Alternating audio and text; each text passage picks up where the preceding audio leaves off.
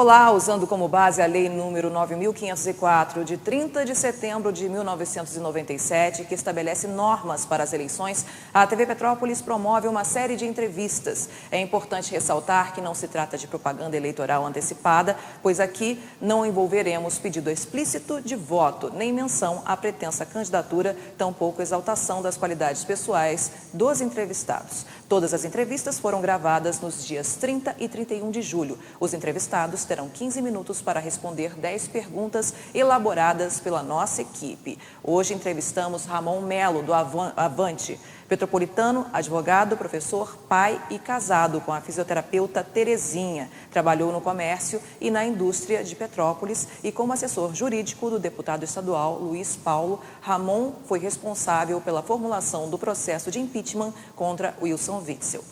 Olá, tudo bem? Vamos começar a entrevista. Tudo bem. 15 minutos na tela. A primeira pergunta: como pretende retomar a economia pós-pandemia? Luciane, primeiro cumprimentar você e todos os telespectadores da nossa TV Petrópolis. Dizer que esse é um grande desafio que nós vamos enfrentar a partir de 2021.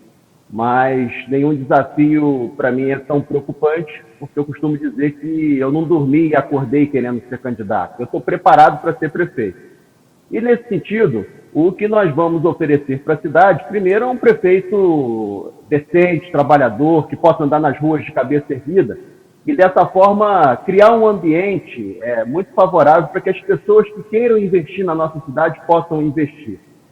Você disse aqui, eu sou assessor jurídico do deputado Luiz Paulo. Acabamos de aprovar uma lei na Assembleia Legislativa que eu formulei, que é exatamente a possibilidade do Estado tomar, junto ao BNDES, empréstimos a praticamente juros zero para passar para as prefeituras e as prefeituras repassarem para as pessoas que querem investir, começar o seu negócio, a costureira, o vendedor de cuscuz, para se regularizar e ter a sua carrocinha de forma decente. É dinheiro na ponta. Esse é um projeto importante, que inclusive já foi feito aqui em Petrópolis e foi chamado de crédito cidadão. A gente quer retomar isso para a nossa economia voltar a ser mais acelerada. Evidentemente que a gente tem projetos macros, né? O Distrito Industrial da Posse, por exemplo, é algo fundamental. É lá que tem a redução do ICMS de 19% para 2%. Né? Só que a nossa posse, infelizmente, sempre foi abandonada. E lá precisa de ter uma atenção, uma generosidade maior do governo. Nós precisamos de ter acessibilidade, né? A nossa Jacuba toda esburacada, telefonia de qualidade, energia, mão de obra de qualidade. Então são dois pontos que, no meu entender, são importantes. Primeiro, é esse dinheiro na ponta para o cidadão poder voltar a investir. Segundo, é a questão mais macro, né? São as empresas maiores que têm a possibilidade de uma redução de imposto, que é o que pesa para o empresariado, o ICMS, lá no nosso Distrito da Posse, sem contar as atividades econômicas também mais importantes, turismo, cultura, né, que aí é uma falta de organização que existe, o nosso governo vai poder trabalhar com isso com mais efetividade. Em âmbito nacional, houve um aumento nos casos de violência doméstica, o que pretende manter e ampliar com relação aos cuidados às mulheres.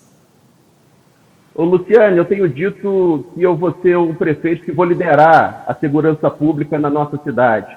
Todos os prefeitos dizem que isso não é responsabilidade, de fato, legalmente não é responsabilidade do prefeito a questão de segurança pública. Mas eu vou, com muita humildade, chamar as forças de segurança da nossa cidade, 105, 106, o próprio 26º Batalhão de Polícia Militar e o 32, junto com a nossa Guarda Civil, para montar um grande plano estratégico na nossa cidade sob a minha liderança. Eu conheço essa cidade, eu sou minhoca da terra e a gente tem muitas políticas públicas, né, e fundamentalmente de prevenção que a gente pode trabalhar aqui na nossa cidade, né, especialmente nas nossas comunidades. Então, políticas públicas, né, de integração maior dessas forças de segurança, não só entre os poderes, né, não só entre os órgãos, na verdade, mas também com a comunidade, né, e fazendo, evidentemente, a informação, né, seja nas nossas escolas, seja nos postos de saúde, né, o fortalecimento do nosso Disque Denúncia, né, o acolhimento. Já passou da hora, estou vendo agora, recentemente, próxima eleição, anunciar a nossa 105 como uma forma de acolher melhor quem é que sofre violência doméstica. Isso precisa ter políticas públicas efetivas e vai iniciar logo assim que a gente toma posse do governo, pode ter certeza. A pauta LGBTQIA+, ganha espaço a cada dia. Petrópolis tem um histórico de assassinatos e outros crimes. Como mudar esse panorama? Da mesma forma, Luciane, eu vou ser um prefeito de todos. Eu não entro nessa divisão de nós contra eles, que muitas das vezes a gente tem assistido até no âmbito nacional, seja com o atual governo ou com governos anteriores. Eu vou ser um prefeito, né, que vou fazer o diálogo com todos, respeitando as liberdades individuais de cada um.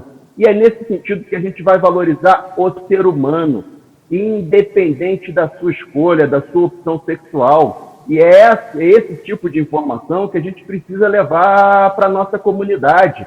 Eu repito, no âmbito da segurança pública, nós vamos fazer a segurança pública preventiva, de orientação, de educação, mas acima de tudo, né, principalmente nessa polarização que eu digo aqui, o petropolitano, eu estou fora desse negócio de petismo, bolsonarismo, essas divisões que acontecem no país, né, que provocam exatamente o distanciamento dessas políticas públicas que a gente precisa de valorizar as pessoas, né? E é nesse sentido que eu vou dar o exemplo enquanto prefeito, da gente poder fazer esse acolhimento, informação, respeito ao próximo, né? Que a gente entenda que todos nós, né, cidadãos petropolitanos, precisamos ser respeitados. E, evidentemente, com essa articulação do ponto de vista da segurança pública, a repressão, né? A gente não pode aceitar, eu sou advogado, você me anunciou aqui, a gente não pode aceitar nada que esteja fora da ilegalidade, né? E a prefeitura precisa de ter políticas públicas mais efetivas, de acolhimento, de orientação, de informação, independente das opções de cada ser humano, né? Eu já disse aqui, eu sou um candidato do centro democrático, eu não sou esquerda, não sou petismo, não sou bolsonarismo, né? Então isso vai me dar as condições de poder dialogar com todos. No que diz respeito à cultura, o ano foi péssimo para artistas e a cadeia de produção. O que pretende fazer? Quais as suas plataformas relacionadas a uma lei de incentivo cultural e fomento à cultura? O que eu disse na primeira resposta é exatamente que cabe para todas as áreas da administração. Primeiro, um prefeito sério, um prefeito decente, um prefeito que, da forma que eu sou hoje, como pré-candidato, possa ser no governo também, andar nas ruas de cabeça erguida, olhar nos olhos dos cidadãos, né? A gente não pode ter uma administração que não honre compromissos. Foi o que a gente viu e verifica, basta entrar aí nas redes sociais, né, de compromissos assumidos pelo governo e não quitar, né, e não pagar, que foi o que aconteceu. Olha, a gente vai sofrer uma dificuldade muito grande do ponto de vista de orçamento público. Eu sei dessa realidade, eu sou da Comissão de Orçamento da Assembleia Legislativa, mas a gente vai ter mecanismos, né, principalmente por eu entender que a cultura e o próprio lazer, né, é um direito constitucional, ou seja, isso é um direito que todo cidadão tem, e nós, em Petrópolis, temos que chamar os nossos artistas locais, né? Repito, com um prefeito que dê essas garantias e a gente minimamente organizado, né, para que a gente possa dar incentivo e fazer essas atividades, seja inclusive no nosso centro histórico, mas principalmente nas nossas comunidades. Dá para fazer. É preciso uma gestão eficiente, com mais austeridade, né, articulando politicamente, né, no campo nacional, sem essas questões ideológicas, né, com um governo que tem autoridade moral e responsabilidade. Nós vamos incrementar a área da cultura e fazer, inclusive, com que os nossos instrumentos públicos, né, funcionem de verdade e que estejam abertos para a nossa comunidade. Repito, Petrópolis tem que ser excelente para os nossos turistas, mas o petropolitano não pode ficar à margem. O ano foi péssimo para a educação pública, por conta das aulas à distância. Quais os seus planos de recuperação educacional para a educação infantil, ensino fundamental e ensino médio? São essas exatamente as competências do prefeito, do governo municipal. Eu quero dizer para o servidor da educação, e eu já fui servidor efetivo. Falo com orgulho que fui inspetor de disciplina aqui na nossa cidade. Passei no concurso público e fui nomeado. Eu nunca fui cargo comissionado em Petrópolis e nunca servi a nenhum governo nessa cidade. Então, por isso, eu conheço o outro lado do balcão, sei a realidade do funcionalismo, e aí não é só da educação, não, de todas as outras áreas da administração.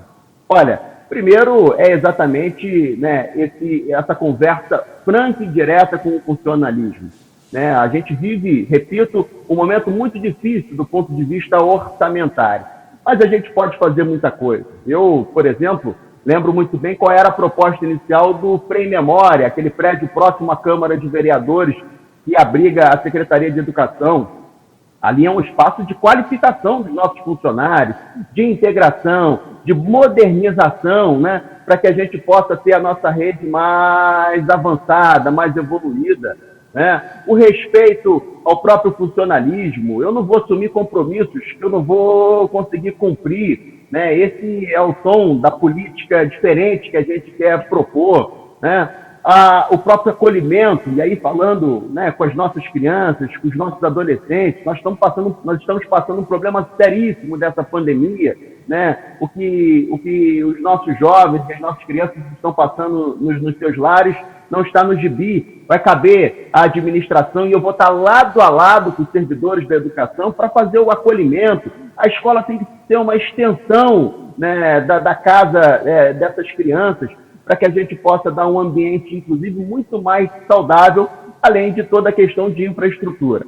Mas também quero dizer, e eu vou botar para funcionar o que já existe. Eu não vou criar uma sala de aula enquanto na nossa cidade não tiver merenda de qualidade para todos os alunos e professores para todos. Com relação à saúde, o ano foi praticamente todo voltado para a Covid e atenção básica. E o atendimento preventivo, como se dará? Não tem dúvida, Luciane, que a saúde é uma questão prioritária. Nós temos na saúde o segundo maior orçamento disponível para custear a máquina e fazer algum tipo de investimento. O que a gente vê é exatamente uma completa falta de gestão no atual governo. Primeiro, eu estou convencido, que apesar de algumas melhorias existentes no Hospital Cid Carneiro, a gente precisa retornar que aquele hospital seja um hospital do povo, seja um hospital de referência na nossa cidade. O terceiro é a questão do atendimento que eu chamo de segundo tempo. Nós temos bastante portas de entradas na nossa cidade, UPAs, Nelson de Saerp, Alto da Serra, Posse Pedro do Rio, mas o que a gente precisa, e eu espero que agora, depois da pandemia, nós tenhamos mais ofertas de leitos de UTI. Eu sou advogado, eu fiz algumas ações, e isso é inconcebível para o cidadão ter que ir para a justiça conseguir um leito de UTI. Do ponto de vista da saúde preventiva, que é a tua pergunta, a gente precisa de informatizar a rede pública de saúde. Nós temos que imediatamente fazer a integração do prontuário eletrônico em toda a rede municipal. Não é admissível que em pleno 2021 a gente ainda tenha aquela fichinha que você vai no posto de saúde lá no Brejal e depois vai passar por uma consulta de especialidade no Alcides Carneiro e repita todos os exames, não tem aquele histórico. Eu vou informatizar a rede pública de saúde, fazer essa integração. Nós estamos na era da telemedicina, ou seja, uma pandemia como essa, as pessoas e fundamentalmente os nossos idosos em casa, precisam de ter algum tipo de atendimento mais facilitado. Na saúde, a mesma coisa que eu disse na educação, botar para funcionar o que já existe. O tratamento também com o cidadão, nós vamos convencer o nosso servidor público que o atendimento de ponto, o atendimento de qualidade, o atendimento respeitoso tem que ser fundamental. Vamos acabar com esses cabides de emprego, vamos botar efetivamente para funcionar os agentes de saúde das comunidades que não têm. Esse é o principal ponto da saúde preventiva, é exatamente a verificação dos itens, no ser humano, para que a gente possa antecipar qualquer tipo, de agravamento de alguma morbidade que possa existir. Transporte público é sinônimo de aglomeração. O que pensa e planeja sobre o assunto? É sinônimo de? Aglomeração. Perfeito. Eu quero dizer para o petropolitano que eu não vou vender minha alma para ganhar a eleição. Eu vou tratar a empresa de ônibus nessa cidade com muita responsabilidade e seriedade. Não tem conchavo, né? E a gente fundamentalmente entende que o transporte coletivo tem que ser prioridade nessa cidade. É claro que a competência do governo é trabalhar a fluidez do trânsito, mas a empresa de ônibus não vai continuar fazendo o que faz nessa cidade. Um governo que não fiscaliza, né, que não verifica a prestação do serviço. É dignidade. Não pode o cidadão passar 2 horas dentro de um ônibus. Nós vamos tratar essa questão fundamental para que o cidadão seja atendido. Quanto ao turismo, o que planeja para a retomada da economia? O turismo, fundamentalmente, a gente precisa de fazer uma grande integração, de organizar essa cidade. A era da tecnologia já estamos.